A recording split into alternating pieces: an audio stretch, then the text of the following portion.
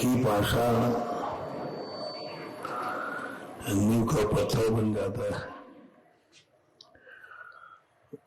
एक ही पाषाण से पाषाण की मूर्ति बन जाती है। पाषाण एक ही होता है, लेकिन निमित्त का महत्व बहुत बड़ा होता है। चलो जीव तो निमित्त को मिलाता है, लेकिन जो अजीब है, उद्गल है, उनका उपादान तो सुप्त रहता है, उसे निमित्त खोजता है। दो प्रकार की परिणति हुई। एक उपादान अपने आप को पवित्र बनाने के लिए निमित्त खोजता है कि हमें कोई अच्छा निमित्त मिल जाए, अच्छा भगवान मिल जाए, अच्छा गुरु मिल जाए, अच्छी संगति मिल जाए तो हम अच्छे बन जाएंगे। और एक निमित्त खोजता है कि कोई ऐसा उपादान मिल जाए जिस उपादान में भगवान बनने की शक्ति हो, मैं उसे भगवान बना दूं। एक को बनने में आनंद आ रहा है, एक को बनाने में आनंद आ रहा है। एक को पूज्य बनने में आनंद आ रहा है और एक को पूजा करने में आनंद आ रहा है। वे व्यक्ति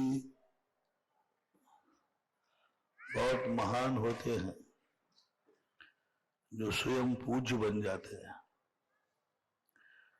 स्वयं महान बन जाते हैं।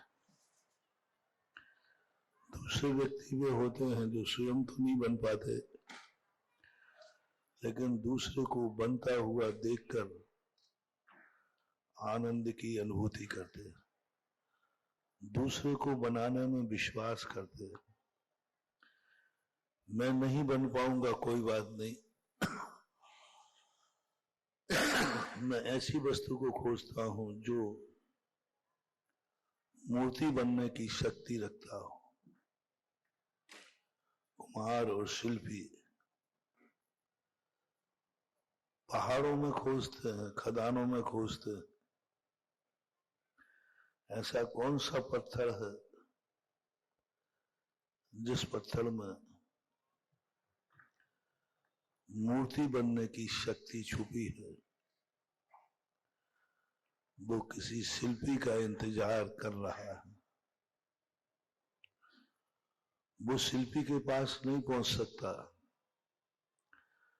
शिल्पी उसके पास पहुंच जाता है। और जैसे शिल्पी के पास पहुंचता है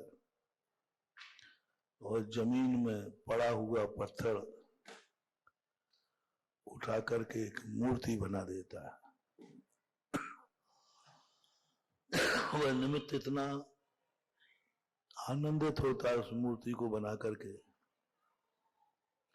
कि मैंने एक पत्थर को मूर्ति बना दी। और जब कोई किसी वस्तु की मूर्ति बनाता है, जब कोई किसी के लिए पूज्य बनाता है जिसमें पूज्य बनने की शक्ति नहीं थी, वह दूसरों को पूज्य बनाता बनाता एक दिन स्वयं पूज्य बन जाता है। दो दशाएं भगवान ने, प्रभु ने व्यवस्थित की जीव के कल्याण के लिए। या तो तुम स्वयं अपने उपादान को जगाओ और उस सद्निमित्त को खोजो जो तुम्हारे उपादान को भगवान का रूप दे दे। जो तुम चाहते हो वैसी तुम्हारी जिंदगी बन जाए, जैसा तुम चाहते हो। और यदि तुम वैसा नहीं बन पाते हो तो तुम्हें दूसरा उपाय बताया, तुम उसे खोजो जो महान बनने की शक्ति रखता है, लेकिन वो बन नहीं पा रहा है। यदि तुम्हारा निमित्त मिल जाए तो उसका कल्याण हो जाएगा। या तो कल्याण करो स्वयं अपना, या दूसरे के कल्याण करने में अपना सब कुछ समर्पित करो। या तो स्वयं पूज्य बनो, और जो पूज्य बनने की शक्ति रखते हैं, या पूज्य बन चुके हैं या बन रहे हैं या बनेंगे, उनके जीवन में तुम निमित्त बन जाओ।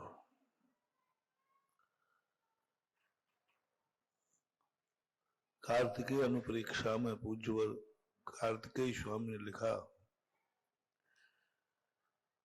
यदि तुम पूज्य नहीं बन सकते हो,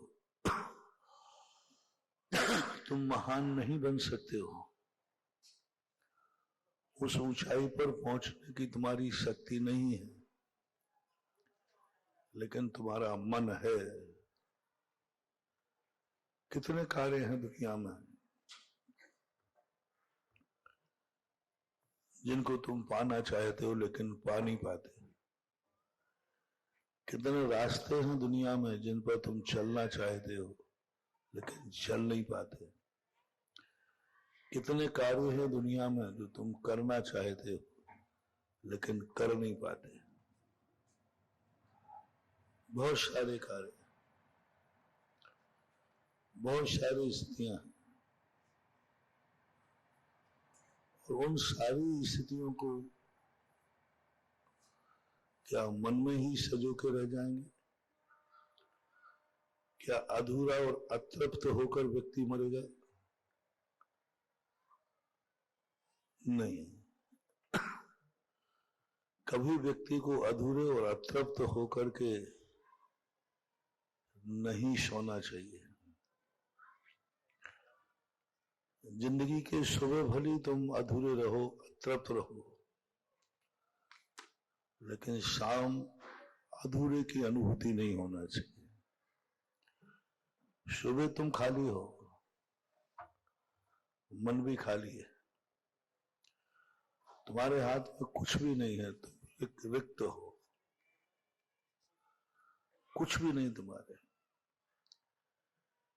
लेकिन शाम तुम्हारी पूर्ण भरी हुई होना चाहिए, सब तरफ से पूर्णता की अनुभूति होना चाहिए, सब तरफ से तृप्त होना चाहिए।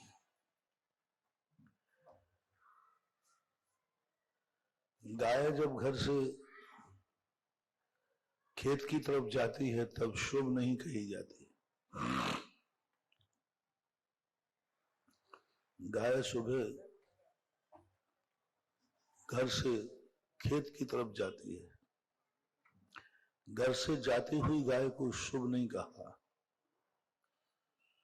लेकिन गाय जब खेत से शाम को लौटते हुए आती है,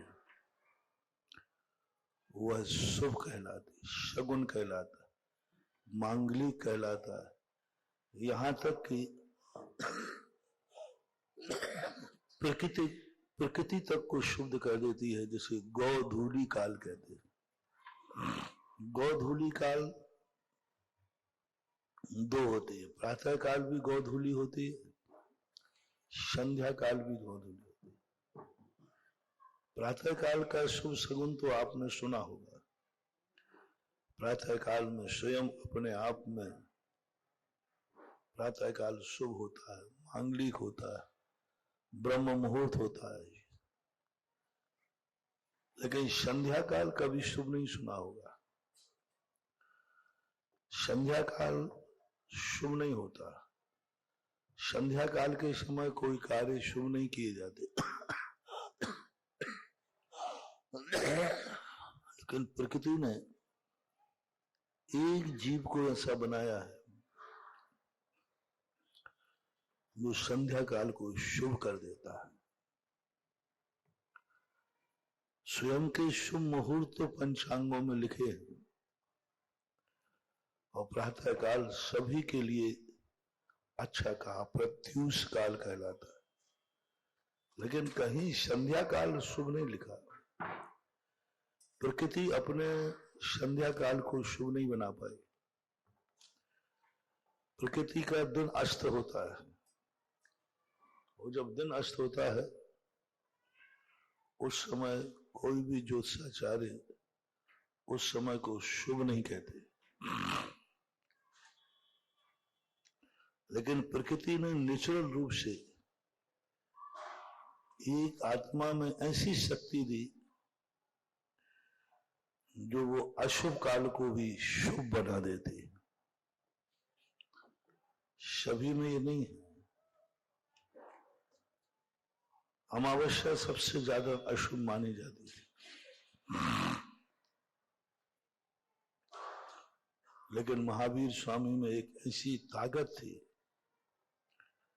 कि उसी अमावस्या को उन्होंने शुभ बना दिया, दिवाली बना दी। सबसे ज्यादा अशुभ अमावस्या है। मजदूर भी मजदूरी नहीं करता, लेकिन उसी अशुभ अमावस्या को भगवान ऋषभदेव ने कुछ ऐसा कर दिखाया कि वो सारे जगत में दिवाली के रूप में मनाया जाने लगा। और साल भर में सबसे शुभ दिन कौन सा है? दीपावली। दिवाली कहते अरे भाई उनकी तो दिवाली मन रही है, शुभ माना गया। महावीर स्वामी की योग्यता थी। ऐसा ही प्रकृति ने एक गाय को ये ताकत दी। गाय को समस्त जानवरों में गाय को क्यों शुभ मानते हैं? क्योंकि गाय एक ऐसा जानवर है जो सबको दूध पिलाती है, इसलिए नहीं, लेकिन वो संध्या काल को भी शुभ कर देती है।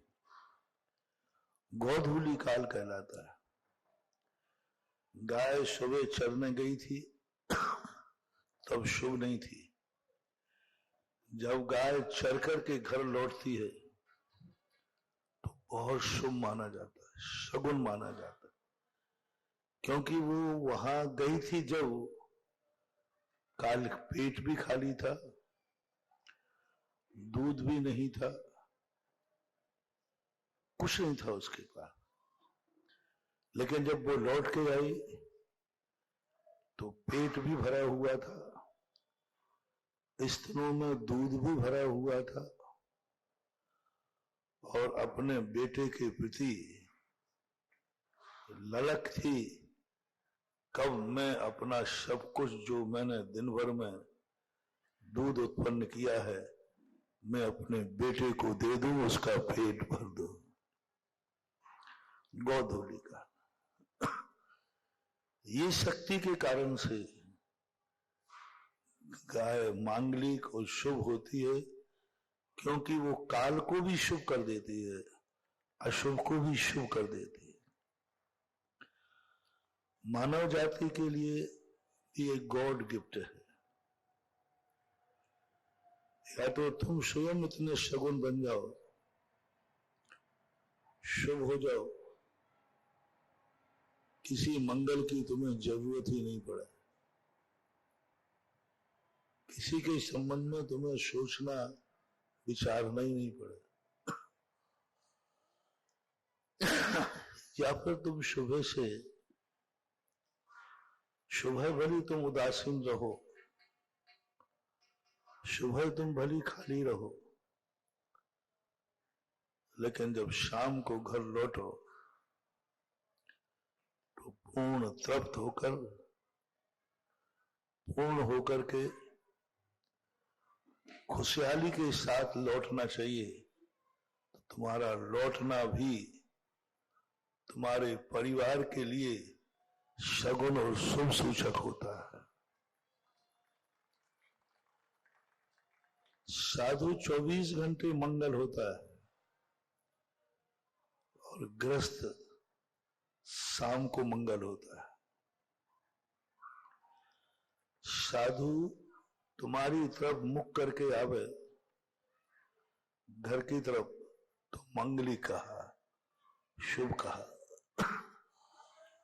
भगवान सदा मांगलिक होते हैं। आपके घर के लिए कौन मंगल है? सबसे बड़ा मंगल है घर के लिए जब पुरुष शाम को घर लौटता है, यदि वो भरा हुआ लौटता है, खुशहाल होकर लौटता है, समझ लेना उस घर का शगुन ही शगुन है। इसलिए मैं सदा कहता हूं, प्रातः काल तुम जाते समय कितनी टेंशन में जाओ, अधूरे होके जाओ। देखो आज क्या होता है, व्यापार के लिए जा रहा हूं, कुछ नहीं अपने पास, क्या पता। जितना टेंशन करना है जाते समय करो। जब घर लौटते समय पहले से ही अपने चेहरे को दर्पण में देख लिया करो। तुम लोग उल्टा करते हो। घर से जब जाते हो तब दर्पण देख कर जाते हो, थोड़ा चेहरा देख लूं है? और मैं कहता हूं घर को जब आओ तो दुकान पर दर्पण देखकर घर आओ तो सगुन ही सगुन है। तो वहां से घर से निकले दर्पण देख लो। दुनिया को क्या दिखाना, दुनिया का क्या मंगल करना। लेकिन जब तुम घर की तरफ लौटो तो दुकान पर चेहरा देख लेना, क्योंकि तुम घर के सदस्य, जब भी तुम घर जाओगे सबसे पहले तुम्हारा चेहरा देखेंगे।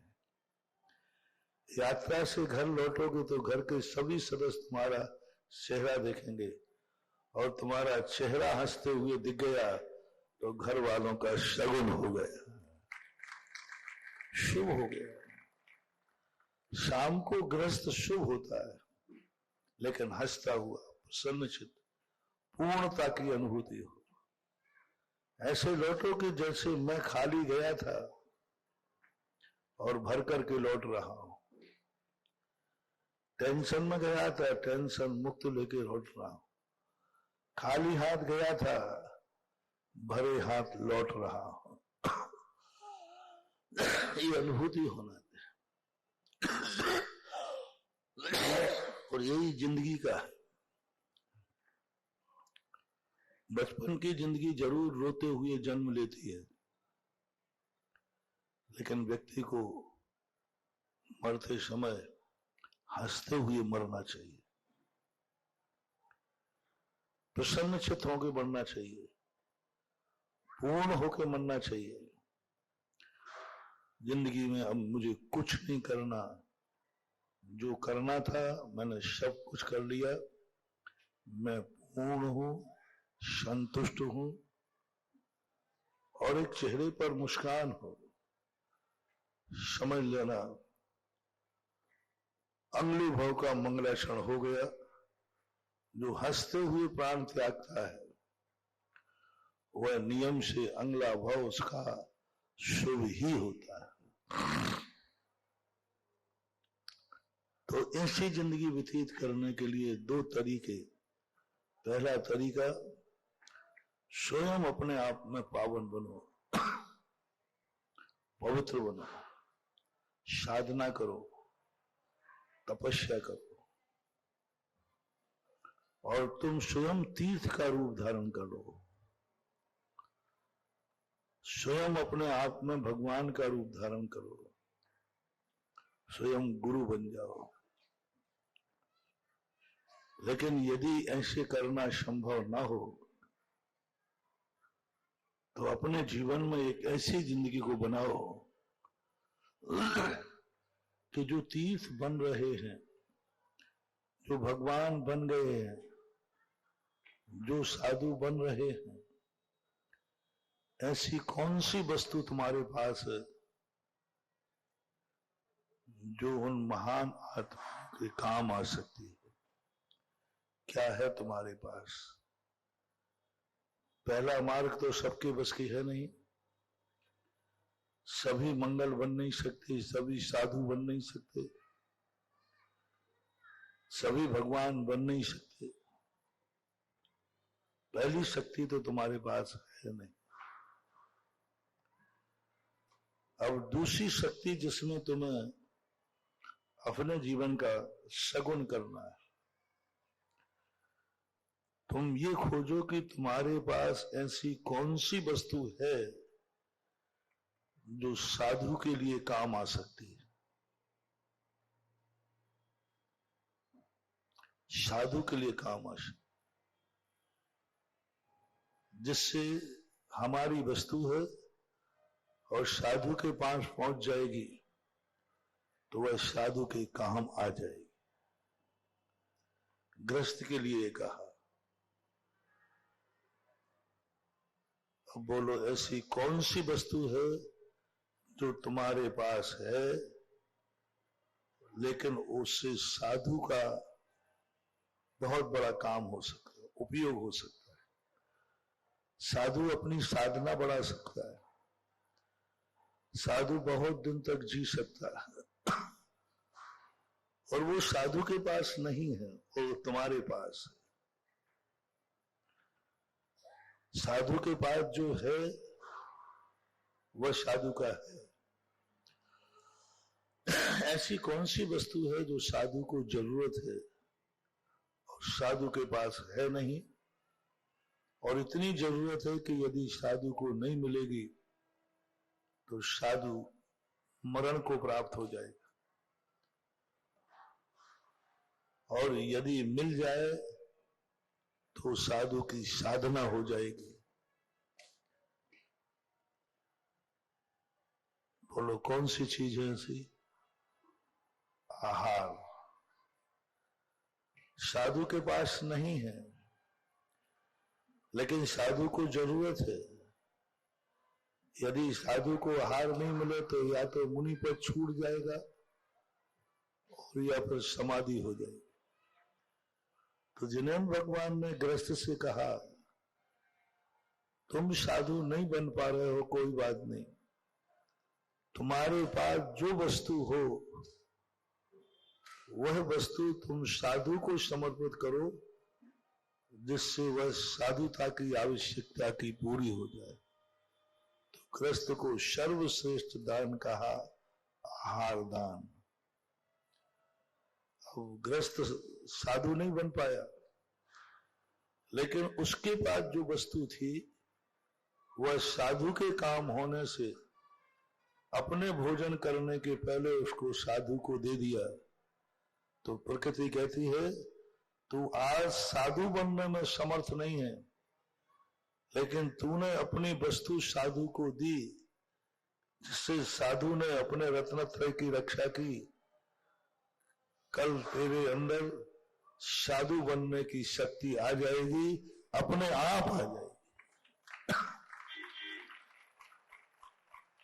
क्योंकि तूने अपनी वस्तु से साधु की साधना बढ़ाई। साधु बीमार हो जाता है, साधु के पास औषधि नहीं है, तुम औषधि दे दो। मुझे कमंडल पिछी चाहिए, मेरे पास नहीं है। आज के युग में मेरे पास और खास तौर से नहीं है। अब साधु के पास यदि पिछी नहीं है तो साधु 7 कदम से ज्यादा नहीं जा सकता। साधु उतनी दूर तक जा सकता है, बस 7 कदम बिना पीछी के। 7 कदम के बाद फिर पीछी के बिना चलेगा ही नहीं। और साधु के पास पीछी है नहीं, पिछी के बिना चलेगा नहीं। तो जुनवानी कहती है, गृहस्थ तुम पिछी नहीं ले पाए, कोई बात नहीं, तुम पिछी बनाकर एक साधु को भेंट कर दो, तुम पूर्णता की ओर हो जाओगे, तुम्हारा कार्य पूर्ण हो गया। दो व्यक्तियों ने जीवन का अंत किया, एक व्यक्ति ने साधु बन के किया और एक व्यक्ति ने साधु की आवश्यकता की पूर्ति कर दी। दोनों को एक समान रूप से कहा, इन दोनों ने अपना कार्य कर लिया, जितना कर सकते थे वो कर लिया। साधु बनने की योग्यता थी, इसने साधु बनकर पूर्ण कार्य कर लिया, लेकिन ये साधु नहीं बन सकता था, इसलिए इसने साधु की आवश्यक वस्तु दे दी। पिछी नहीं देता तो साधु क्या करता, कुछ नहीं करता, समाधि ले लेता। तो गृहस्थ ने कहा जनाचार्य ने, तुम एक साधु को मरने से बचा सकते हो, एक साधु की जीवन को समाप्त होने से बचा सकते हो, तुम पिछी वक्त लेना, लेकिन एक नवीन पिछी बना करके महाराज को भेंट कर देना, इससे साधु। देखो, जो 7 कदम नहीं चल सकता था, पिछी मिलने के बाद कितना चल सकूंगा? हाँ, आगरा से यहां तक आ गए ना, पिछी नहीं होती तो नहीं चल सकते। कम से कम पिछी के कारण से, पैरों के कारण से नहीं। पैर सही है, सब कुछ सही है, लेकिन साधु की पिछी नहीं है। आज कम से कम साल वो पूरी जिंदगी में 15,000 से 20,000 किलोमीटर बिहार कर गया। किसकी बदौलत? पैर तो सबके पास है, पैर तो तुम्हारे पास भी है, पिछी की बदौलत। पिछी की भूमिका देखो कितनी साधु को जीवित करती है, साधु को विहार कराती है, लेकिन साधु स्वयं पिछी कहां से लाए? तो साधु को पिछी दे दी। अब इतना पिछी, अब महाराज जी फिर तो हम पिछी आप सबसे ले लीजिए, ऐसे थोड़ी ले लूंगा। साधु की जो चीज है चाहिए वो तुम्हारे पास है, तो साधु कोई भी चीज ऐसे ही नहीं लेता। महाराज हमारे पास भोजन है, आप ले लो ना, ऐसे ही थोड़ी लूंगा। शुद्ध बनाओ, मन शुद्धि वचन शुद्धि जोड़ो, व्यसनों का त्याग करो, तब कहीं साधु ले जाओ। अब पिछी ले गए तो महाराज हम बाजार से खरीद के लाते हैं, आगरा में पिछी ही बनती हैं, एक है आगरा में कोई पिछी बनाता, हम वहां से खरीद के लाके दे देंगे? नहीं, ऐसे थोड़ी ले लेंगे। उसके लिए आपको संयम धारण करना पड़ेगा। बस महाराज आपके लोगों के साथ बस यही परेशानी है। हम लोग को तो जो चीज चाहिए पड़ती है सीधे सीधे चुपचाप लेके ला भाई। हम लोग ये सब नाटक नहीं करते। भूख लगी है, जो जहां जैसा मिला हम लोग तो खा लेते, अपनी पेट भरो, अपना काम बनता, बाहर में जाए जनता, अपना क्या लेना। साधु कहता है ऐसे नहीं लूंगा, संयम ग्रहण कीजिए, क्योंकि मुझे संयम का, ये संयम का उपकरण है, तो जो संयम धारण करके मुझे पिछी देगा तो साल भर मेरा भी संयम पलेगा। अभी अब सबसे पूछते हम कि मुझे 7 तारीख को पिछी चाहिए है, और पिछी की महिमा मैंने बता दी कि पिछी की महिमा ये है कि वो साधु को समाधि से बचाता है। साधा तो अभी हाथ उठवा तो सब कहते महाराज मैं दूंगा पिछी, मैं दूंगा, मैं दूंगा। और भीड़ से कैसे निपटूं? तो ने कहा जो आजीवन ब्रह्मचर्य व्रत लेगा वह पिछी हमें देगा, बस सबके हाथ नीचे।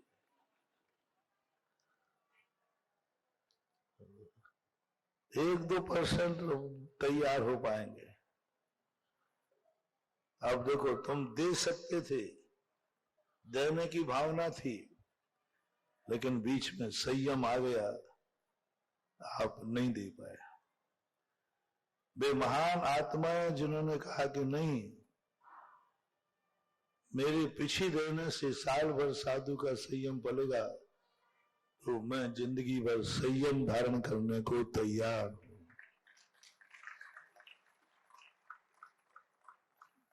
उपकरण दान, कमंडल दान, शुद्धि नहीं होगी, हम नदी नाले के पानी से शुद्धि नहीं कर सकते, स्वयं कुएं से पानी नहीं खींच सकते, तो साधु की जरूरत है कमंडल। तुमने कमंडल दे दिया। तुम साधारण काम नहीं कर रहे हो, कमंडल में पानी भरना, आहार दान देना तो फिर भी ठीक जम रहा है,